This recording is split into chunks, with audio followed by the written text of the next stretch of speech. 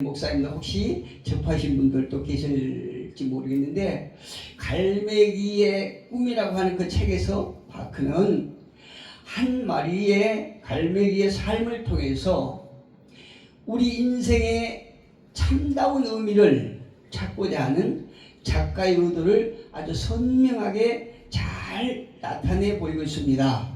이 책을 통해서요.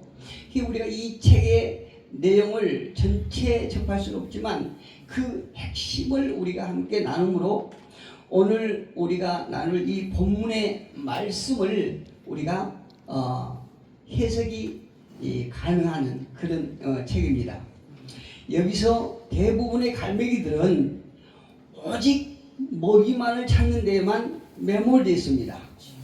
많은 갈매기들이 있는데 그 갈매기들이 오직 먹이를 찾는 데만 열중하고 먹이를 찾는 데만 아주 매몰이 되어 있어요. 그런데 깨어있는 갈매기 한 마리, 이 작가는 이 갈매기 이름을 조너던 리빙텐 이렇게 그 이름을 붙였습니다.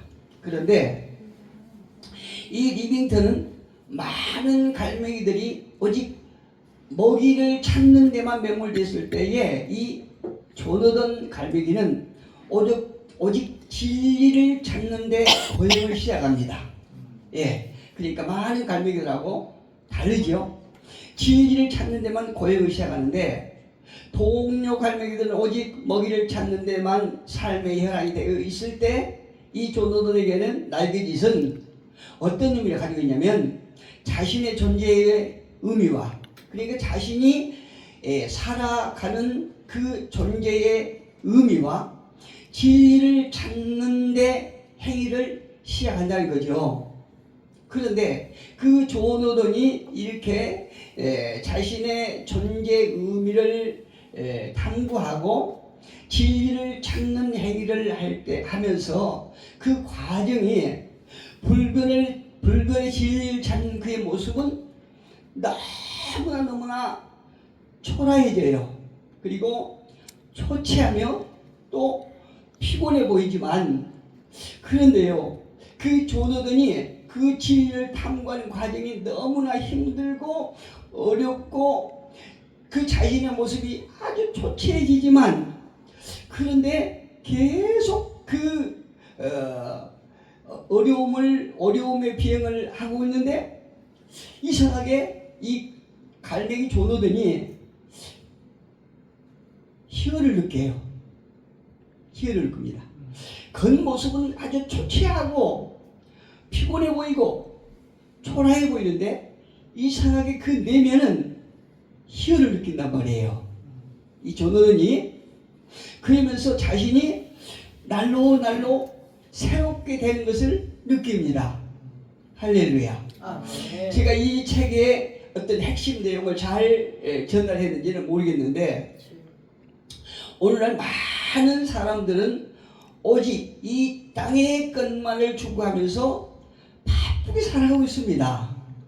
어떻게 보면 우리 목사님들께서 혹은 아주 몇 시간을 소비해가면서 추운 날씨에 이곳까지, 또 특히나 열악한 이 환경을 가지고 있는 지하에까지 오시는 그 의미는 분명한 거죠. 할렐루야. 그냥 우리가 시간을 소비하기 위해서 오신 것이 아니고 내 자신이 예수를 통해서 말로 할 수 없는 은혜의 구원을 받았기 때문에 그 받은 은혜를 우리가 감당하지 못하고 그 은혜에 우리가 매몰되어서 먹이를 찾는 먹이만을 찾는 이런 사람들과 다른 시간을 우리는 보내고 있다는 거죠. 바로 저와 우리 목사님들이 가는 그 길이 우리가 성공의 길이요, 또 삶의 목표임을 믿습니다. 현대인들이 과연 인간의 성공은 무엇인가에 대해서 이 갈매기의 꿈을 이렇게 지은 리처드 바크도 말하고 있고, 오늘 이 본문에서 사도 바울은 이 고린도 교회 성도들에게 또 오늘날 저와 여러분 같은 하나님의 종들에게 말해주고 있어요. 사도 바울이 말하고 있지요. 오늘 16절에 보니까 그러므로 우리가 낙심하지 아니하노니 우리의 겉사람은 낡어지나 우리의 속사람은 날로 새로워지는도다. 앞에 보니까 조금 젊으신 분들도 계시고 연세가 조금 지긋하신 분들도 계신데, 우리가 외모하고는 전혀 상관없이 우리 모두가 속사람은 날로 새로워지기를 예수 이름으로 축복합니다. 우리가 외모를 봤을 때는 세상 사람들에게 별로 영향가가 없이 보일지는 모르겠지만, 우스갯소리로 우리가 때로는 어떤 분은 어떤 세상 사람들이 말하는 어떤 유통기한이 지날 정도로 보일지 모르겠지만, 우리가 날로 그 새로워지는 그 속 사람은 세상을 우리가 능히 감당할 수 있는 그런, 감당할 수 있고 남음이 있는 그런 영향력이 있다는 거죠. 또 우리 속에 예수의 생명이 있기 때문에 그 생명은 세상 사람들이 전혀 깨달을 수 없는 그런 파워가 있다는 얘기입니다. 우리는 이런 긍지를 가지고 오늘 사도 바울이 우리에게 요구한 것이 무엇이고, 우리가 정말로 이 바쁜 세상 속에서 살아가는 의미가 무엇인가 한번 알아보면요, 사도 바울이 지금 16절에서 말한 것처럼 낙심하지 않는다 이렇게 말하고 있거든요. 그런데 사도 바울이 살아온 어떤 그 발자취를 보면 우리 목사님들 너무나 잘 아시다시피 낙심할 수밖에 없는 그런 일들이 너무너무 많은 사람이에요. 사도 바울이 어떤 때는 사방에서 우역삼을 당하기도 하고 정말로 박해를 받아서 그 자리에서 거꾸로 뜨임을 당할 그런 위기에 겪었던 일도 한두 번이 아니었거든요. 그런데 이런 삶을 살았던 사도 바울이 이런 상황에서도 낙심하지 않은 이유는 어디였는가? 그런 상황 속에서도 좌절하지 않고 낙심하지 않을 수 있는 그 무엇이 사도 바울에게 있었는가? 이것을 우리가 알 수 있는 것이에요. 첫째, 이런 상황 속에서도 사도 바울이 낙심하지 않았던 첫째 이유는 물론 여러 가지 이유가 있겠지만, 제가 오늘 이 말씀을 통해서 우리가 함께 나눌 수 있는 그 이유는, 사도 바울은 하나님의 자비하심을 얻어서 새 언약을 전할 그런 귀한 직분을 받았기 때문에 낙심하지 않았던 거예요. 우리가 이렇게 하나님의 일을 하고자 하면 반드시 도전한 것들이 있죠. 우리를 향해서 독화살을 쏘아대는 그 어두운 것들이 있지요. 그러면 때로는 우리가 연약하기 때문에 그 자리에서 넘어지고 좌절하고 낙심하고 포기하고 싶은 그런 생각도 있어요. 저는 그렇습니다. 그런데도 제가 목사란 이유로, 제가 하나님으로부터 선택받았던 이유로, 또 귀한 하나님의 복음을 전해야 되는 이런 직분자로 선택받았기 때문에 낙심하지 않는 거예요. 그때 예수 이름으로 우리가 힘을 얻고 예수의 생명이 내 안에 있기 때문에 우리는 좌절하지 아니하고 멈추지 않고 나아가는 것입니다. 또 둘째는 사도 바울이 낙심하지 않았던 그 원인은 어디가 있느냐? 아무리 고꾸러짐을 당할지라도 낙심하지 않는 것은 결국 최후에는 하나님께서 예수님과 저와 여러분을 함께 일으키시기 때문입니다.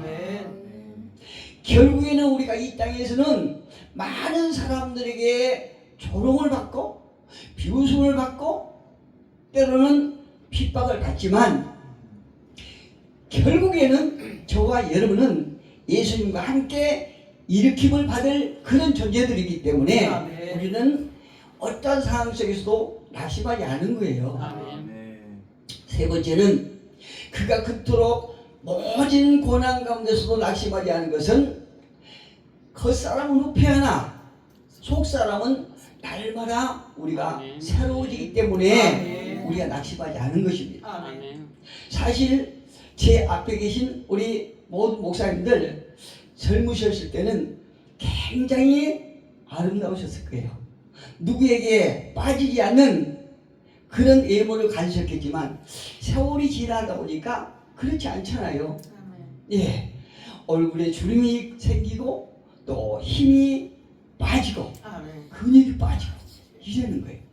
그런데 우리가 냉정하게 보면 어찌 보면은 저나 우리 목사님들이 처음에 신앙생활 했던 때보다는 오히려 지금이 속사람이 더 강건해지고 아멘. 성숙되어 있다는 것을 우리가 느낄 수 있습니다.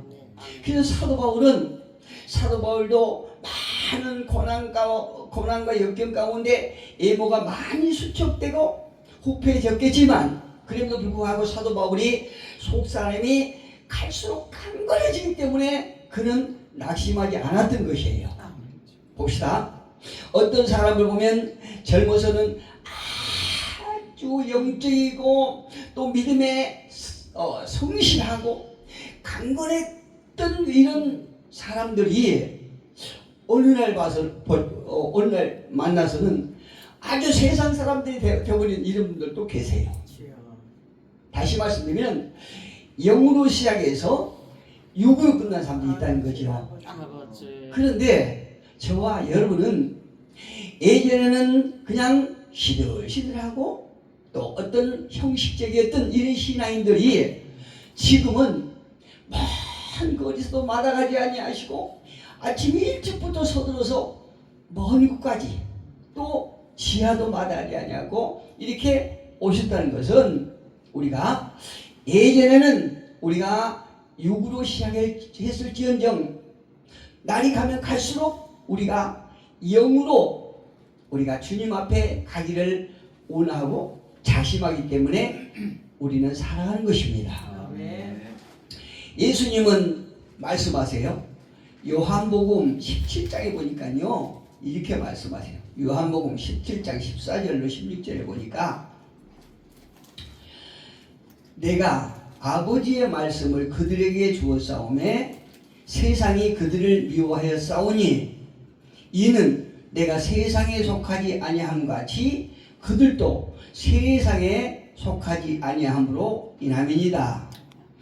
내가 비옵는 것은 그들을 세상에서 데려가시기를 위함이 아니요 다만 악에 빠지지 않게 보존하시기를 위함이다. 할렐루야. 이 말씀을 한마디로 요약하면 우리가 육신을 입고 세상에 살고 있지만 세상에 속하지 않았던 거죠. 세상 사람들하고는 전적으로 구별됐다는 것입니다. 우리가 세상에 발을 딛고 살고 있지만 그렇다고 세상에 속한 사람들은 아니라는 거죠. 세상에 속한 사람들이라고 그러면 우리가 조금이라도 혈기 있을 때에 무엇인가도 세상에 보이는 것을 우리가 얻기 위해서 힘쓰고 애쓰겠지요. 그런데 우리가 세상에 살지만 세상에 속하지 않았기 때문에 이곳에 오셔서 이 장시간을 보내고 나서 어렵게 무엇이겠습니까? 그런데 그 인천에 지하에 가서 우리가 예수 이름으로 예배하면 하나님께서 무엇인가 보이지 않는 것이지만 내 호주머니 무엇인가 채워진 것이 없겠지만 그럼에도 불구하고 내 삶에 유익이 있을 것을 우리는 믿기 때문에 이 자리에 오셔서 앉아 계시는 것이에요. 아멘. 창세기를 시작하면서 서두에 나온 경구가 있어요. 저는 말씀을 준비하면서 이 경구를 아주 좋아하고 자주 이렇게 읊조립니다. 그 경구가 어떤 거냐면 발은 땅에 머리는 하늘에 이 경구가 있어요. 우리 목사님들도 접하신 문구입니다. 발은 땅에, 머리는 하늘에. 이 경구는 무엇이냐면 오늘 이 땅이라고 하는 현실에 몸 담고 살고 있으면서도 그 영혼은, 저와 여러분의 영혼은 언제나 하늘의 영혼을 사모하는 우리 인간의 모습을 적나라하게 보여주는 그런 경구라고 할 수 있습니다. 우리가 세상에서 발을 땅에 딛고 살지만 우리 머리는 하늘 향해서 우리가 살고 걸어가고 있다는 것은, 아무리 세상에서 우리가 발을 딛고 땅에 발을 딛고 살지만 우리의 영혼은 영원한 하나님의 나라를 사모하면서 사는 이런 존재라는 거지요. 그렇다면 우리의 인생이 어떻게 살아야 성공할 것인가?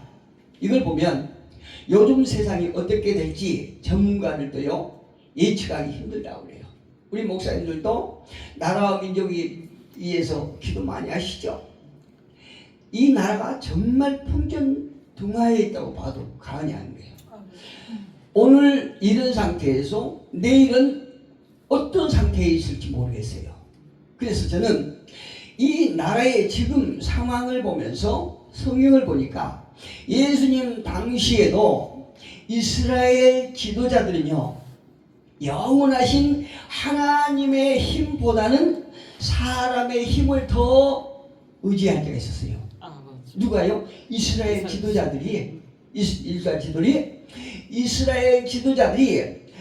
선민이지만 그럼에도 불구하고 영원하신 하나님, 그러니까 보이지 않는 그 하나님의 힘을 의지하기보다는 보이는 사람의 힘을 더 의지했다니까요.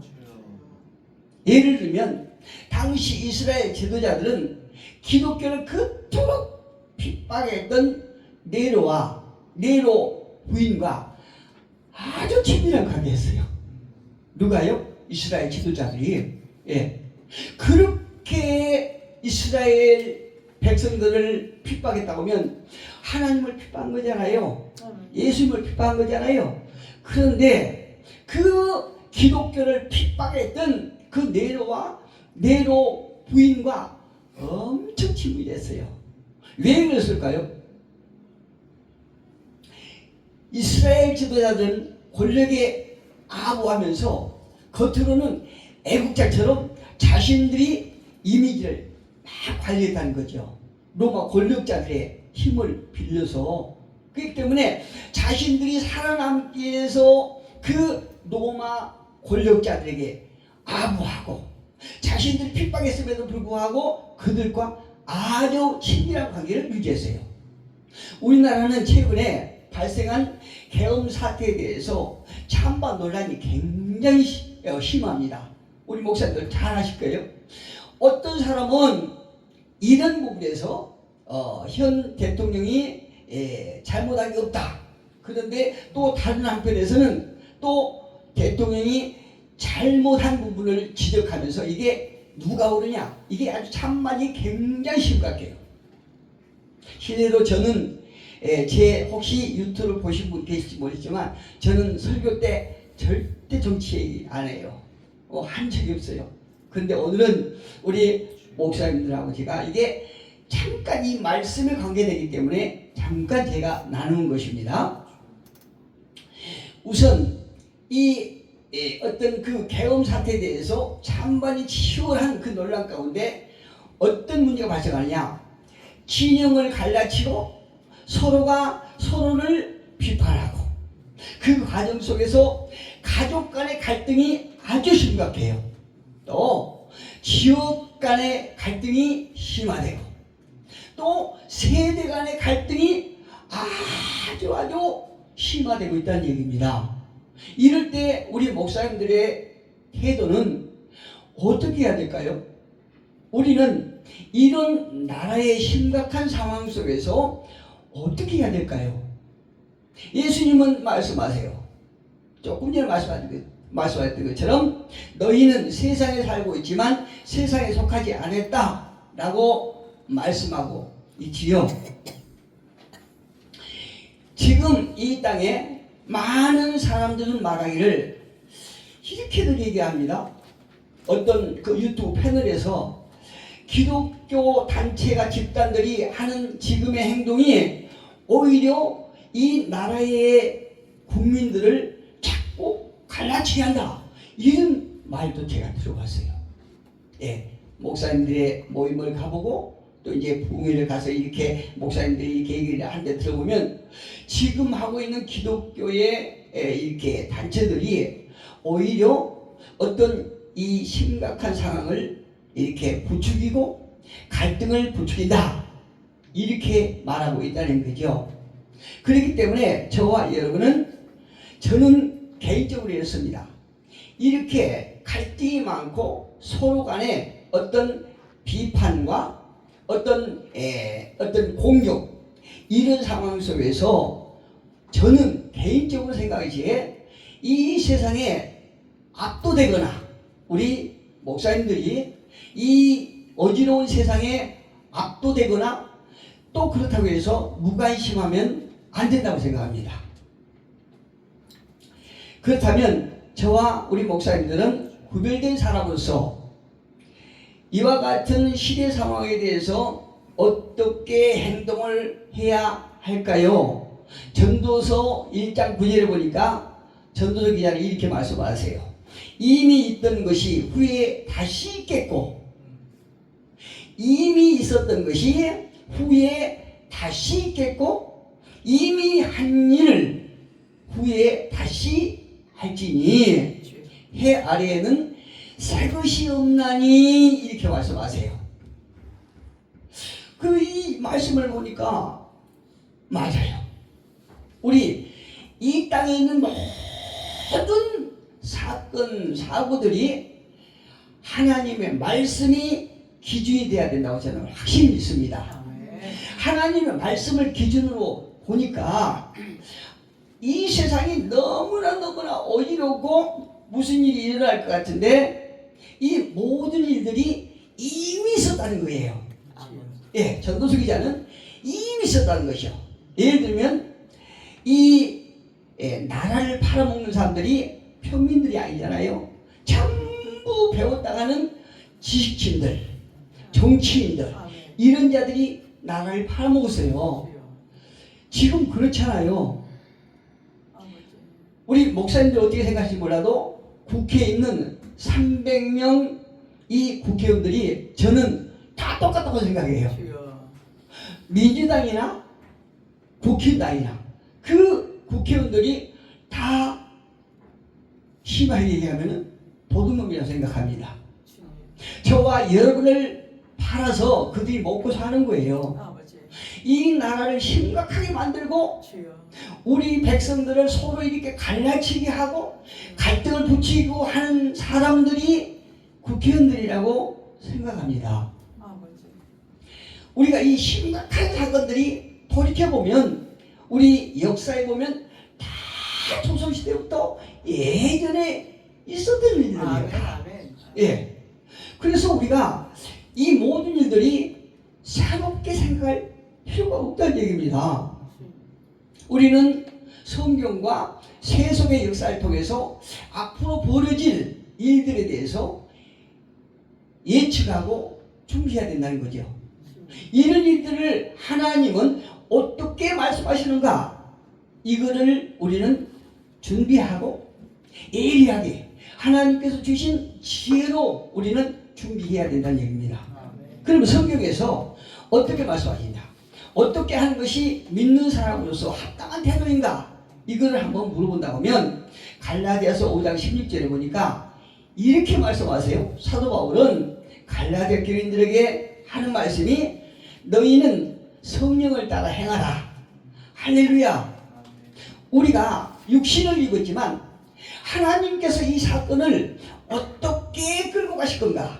하나님께서 이 모든 보이는 일들을 통해서 우리가 어떻게 하기를 원하시는 건가? 이걸 우리가 분별해야 된다는 거죠. 사도 바울은 말해요. 너희는 성령을 따라 행하라. 행하라도 우리가 감정에 매몰되거나 군중의 휩싸여서 감정적으로 하면 안 된다는 거지요. 하나님께서는 성경 말씀에 어떤 구약에서든 아니면 예수님 시대에든 간에 그때 있었던 일들이 지금도 일어나고 앞으로도 일어날 것이기 때문에 너희는 그 많은 사건 속에서 감정 따라 움직이고 또한 많은 군중에 휩쓸려서 우리가 행동하지 말고 하나님께서 주신 성령을 따라서 행하라. 이렇게 말씀하십니다. 이게 대단히 중요하다고 생각합니다. 하나님의 뜻을 분별하는 거죠. 예.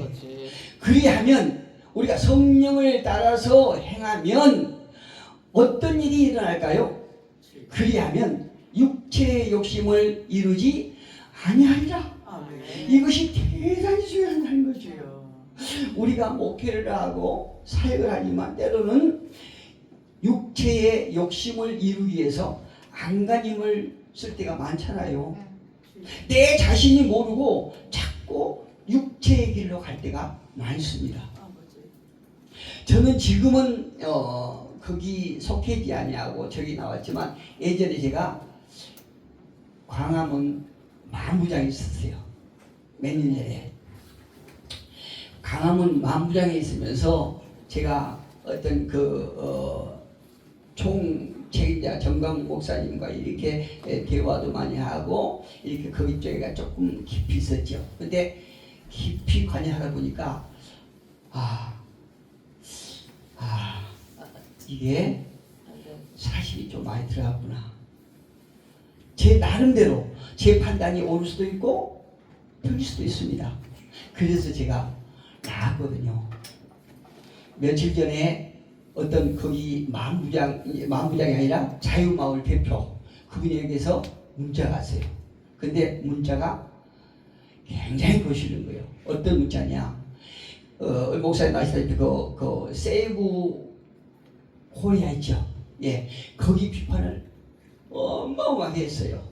그 강화문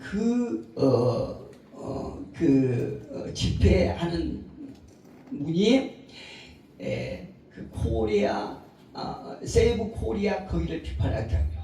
그런데 거기만 이쪽을 비판한 것이 아니라 이 세이브 코리아에서도 광화문 쪽을 그렇게 비판해요. 저는 이거는 절대 아니라고 생각합니다. 아멘. 그분들도 하나님을 믿고 이 세이브도 하나님을 믿는 분들인데 우리 실제로 그쪽에도 하나님을 믿는다고 그러면 이쪽 공격하면 안 되죠. 이쪽이 하나님을 믿는다고 그러면 그쪽을 공격하면 안 되죠. 그렇지 않겠습니까? 우리가 자꾸 하나님을 믿는 사람들을 하나님을 믿는다고 하는 사람들을 향해서 공격하면 이거는 누군가가 어느 쪽인가 가짜는 얘기예요. 어느 쪽인가 육신에 따라서 자기의 사욕을 위해서 한다는 것을 우리가 짐작할 수 있습니다. 그래서 저는 그분에게 조금 내 마음에 있는 것을 이렇게 털어놨어요. 우리는 반드시 우리 하나님께 주신 성령을 따라서 행하는 우리 모두가 됐으면 참 좋겠습니다. 그러면 우리가 이 땅에서 사람의 일을 이루는 것이 아니라 하나님의 일을 이루는 일을 한다고 저는 장담할 수 있습니다. 왜요? 성령께서 우리에게 주신 감동 따라서 우리는 행하면 우리는 그게 우리의 인생의 성공이요 하나님의 섭리와 계획이 저와 우리 목사님들을 통해서 이 땅에서 이루어지기 때문에 우리는 성령을 따라서 행하고 그리하면 우리의 육체의 욕심을 이 땅에서 이루지 않을 것이라는 것이요. 세상의 것에 무관심해도 안 되지만 이 땅의 것에 압도되어도 안 된다는 것입니다. 하나님의 뜻이 어디가 있는가? 우리는 잘 분별하도록 지혜를 우리는 잘 소유해야 될 줄을 믿습니다. 요한일서 2장 16절에 보니까 이런 말씀이세요. 요한일서 2장 16절에 보니까 이는 세상에 있는 모든 것이 육신의 정욕과 안목의 정욕과 이생의 자랑이니라. 아버지께로부터 온 것이 아니요. 그러니까 이런 것들이 우리의 육신의 정욕, 안목의 정욕, 이생의 자랑, 이런 것들이 하나님께서 온 것이 아니고 세상으로부터 왔다는 얘기입니다. 17절에 보니까 이 세상도 그 정욕도 지나가되 오직 하나님의 뜻을 행하는 자는 영원히 거하느니라. 할렐루야. 저와 여러분은 이 땅에서 영원히 거하는 것이 아니라 하나님과 함께 그 땅에서 영원히 거할 사람들이에요. 영원히 거할 사람들이에요. 그래서 우리는 이 세상의 육신의 정욕과 안목의 정욕과 이생의 자랑에서 떠나서 우리는 하나님의 나라를 우리 속에 이루어진 것처럼 또 보이는 것에서도 하나님의 나라를 이루어가는 우리 모두가 됐으면 참 좋겠습니다. 이 세상의 모든 것은 무엇인가? 하나님에 대한 사랑과 영립할 수 없는 것이요, 또 인간의 세상이요, 또 지나가는 세상이요, 또 하나님의 창조 세계가 아니라는 것입니다. 하나님께서 떠나 하나님을 대적하는 조직일 뿐이에요. 누가요? 이 세상의 것들, 육신의 정욕을 향해서 가는 그 세상은 하나님을 오히려 대적하는 이런 조직들이라는 거예요. 마귀의 지배 아래 있기 때문에 우리가 대적할 세상들이라는 거예요. 이 하나님을 대적하는 저 세상을 우리가 분별하지 못하고 그 세상들과 이미 지나갈 그런 세상들과 우리가 짝을 하면 안 된다는 거죠. 다만 이 세상의 것이라고 할지라도 그리스도 안에 있으면 다 좋은 것이에요. 할렐루야. 그렇지요. 예, 우리가 보이는 것이 모두가 다 잘못된 것이 아니고 하나님 안에 그리스도 안에 있으면 다 좋은 것이에요. 사도 바울이 말합니다. 그런즉 그리스도 안에 있으면 새로운 피조물이라. 이전 것은 지나갔으니 보라 새 것이 되었도다. 할렐루야. 모든 세상에 있는 모든 것은 하나님 보시기에 좋았더라. 였지만 인간의 희약으로 모든 만물이 그릇되었지 않습니까? 그러나 저 그릇되는 것들이 하나님 안에 들어오면, 예수 안에 들어오면 다 좋은 것이 된다는 것입니다. 오늘 본문 16절에 보니까 말씀하시죠.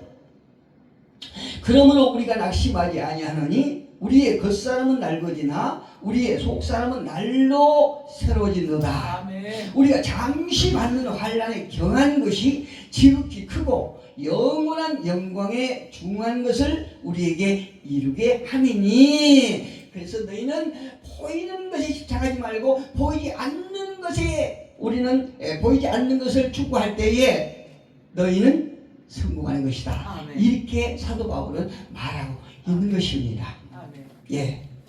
골로새서 2장 17절에 보니까 이 세상도 그 정욕도 지나가되 오직 하나님의 뜻을 행하는 자는 영원히 거하느니라. 아멘. 할렐루야. 세상 사람들은요 자존심을 가지고 살지만 저와 여러분은 믿음으로 사는 것입니다. 아멘. 믿는 자는 영원히 살 것이라고 아멘. 분명히 말씀하세요. 아멘. 우리가 이 땅에서 무엇인가 이게 오는가 저게 오는가 우리가 헷갈릴 때는 하나님의 말씀으로 기준을 삼아서 아멘. 성령의 가르침을 통해서 우리 모두가 세상에 분별 없이 속하는 것이 아니라 하나님 나라에 속함으로 저와 우리 목사님들의 남은 생애가 승리하는 우리가 모두가 되기를 예수 이름으로 축복합니다. 아멘. 기도하겠습니다.